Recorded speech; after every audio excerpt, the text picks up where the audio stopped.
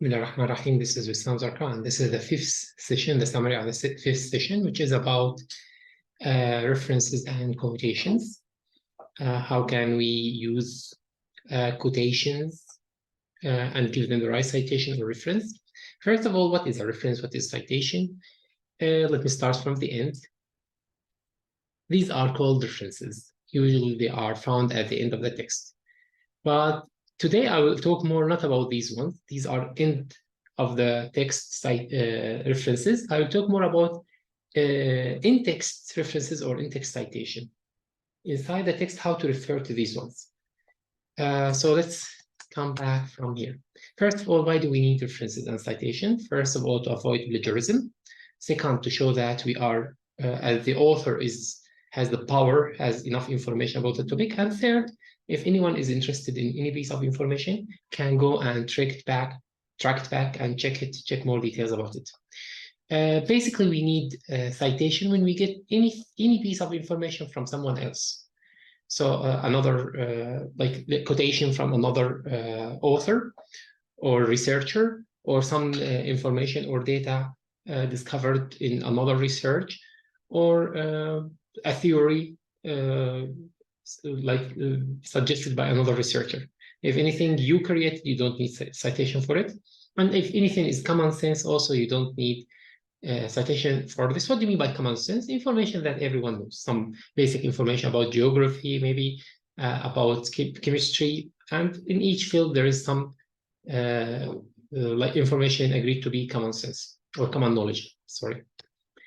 Now let's start from the practical part.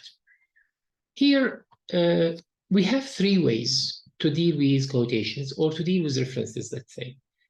One of them, you have some information, you summarize it. Like we learned in the first session, how to summarize. And here, how can you refer to that? For example, here is some information summarized from a book for, not a book, it's an essay for Orwell, written in 1940. So we say Orwell, 1940, and here Orwell is the surname. Here, in text citation, we don't need to mention the name. We just mention the surname. By the way, this is one way. I'll explain one way, which is Harvard, and then we can refer to other ways too. So here we mention the surname of the writer, which year it was published, this essay or book or whatever.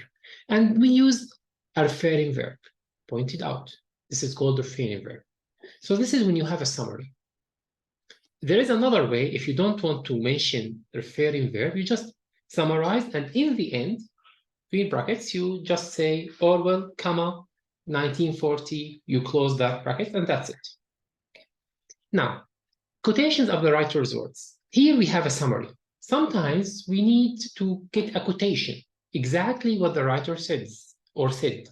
So in this way, we just introduce the quotation. For example, Orwell clearly highlighted this inconsistency in Dickens, blah, blah, blah. And we have here a quotation mark, one.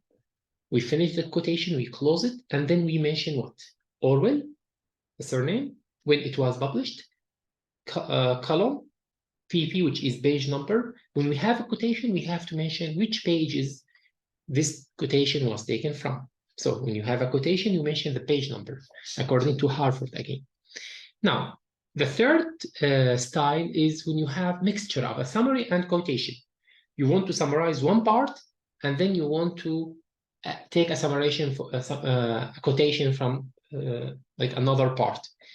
And here we start, like here, we mentioned the writer's surname, which year he said that, and referring verb, and we summarize.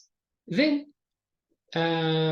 also here we are summarizing. Then we have a direct quotation, and we open like quotation mark, okay? And we finish with a quotation mark, and then we mention the page number. So we have summary, quotation, summary plus quotation, a mixture. So this is the way as it's highlighted in blue here. This is one way. It's called Harvard anyway.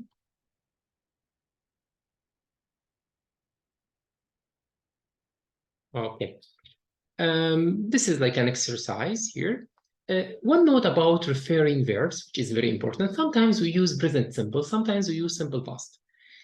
It depends. If you think that the source is recent or the information is still valid, use present simple. If you think it is old source or the information is outdated, use simple past. Like that simple, let's say. Now, as I've told you, what we were talking about was Harvard style. But this is not the only style. Okay, we can like start with the writer surname and the year, or just if we have a referring verb. If we don't have a referring verb, just in the end do it this way: the writer or writer's surnames and the year it was published. Now we have another style here, which is also popular. You mention no in the in-text citation. You mention no information about the writer's name or which year it was published. You just have a number. This is the number of the reference. Go and check the information at the end of the chapter, at the end of the book. It depends. So we can just have numbers. We finish, we write number 1. It means this is not what I say. This is taken from this source. I write 2. It means you go to number 2 and check who said that if you need more information. This is the second style. The third style, it's called footnotes. Here, we don't need to go to the end of the chapter or end of the book to check the reference. No, it's at the bottom of the page. But here the number is lifted up and it's smaller. And it's not only for citation. In fact, we use it for different things. So this is called footnotes. Some people use it. Anyway, in the 3 styles, usually at the end of the book, if it is a book or a journal, you need to mention the end of text references, which are shown here. These are the end of text references. For example, in Harvard style, you organize them alphabetically, whereas in the style where you have the numbers, no, like in the order they appeared in the paper or in the book. Here we should be careful. We have a lot of different styles, and if you are taking like are you taking from a journal? Are you taking from a book? Is it edited book? The details will be different. If it's from internet, you say when you access the information. So if it is deleted, someone can go back and check the archived version. So here, there is no point teaching that because it's different from one style to another. But there are some programs that can help you with this, with in-text citation or references and end-of-text references. For example, if you go to Word Office, here, you go, there is something called references, okay? Manage sources or references, we call them sources. We come here. These sources I've already like uploaded into my my Word because I needed them in my research. So for example, let's have a new source. Here you come and you add the name of this author, the title, the year, the publisher. You need all this information. And if we have cooperate author, another author, and you might have more information too. So you upload this information and you have it this way. And then when you want to insert it, you can insert it easily. And for example, for one journal, they want you to use this style, ABA style, okay? Maybe you want to publish somewhere else and they ask you for Chicago style, okay? Or Harvard style or IEEE style. These are the styles I know, like most famous, I guess. I don't know the others. So here you can change with a click. That's why it's important to use such programs if you need to work always on research and have citation and references. You just upload the information here and you can use them in different places. Sometimes you apply for a journal, you get rejected. So you need to publish somewhere else and they use different style. So you can change it this way. And there are some programs, famous programs can do the same job. You also link them with Word. But if this works, it's easier.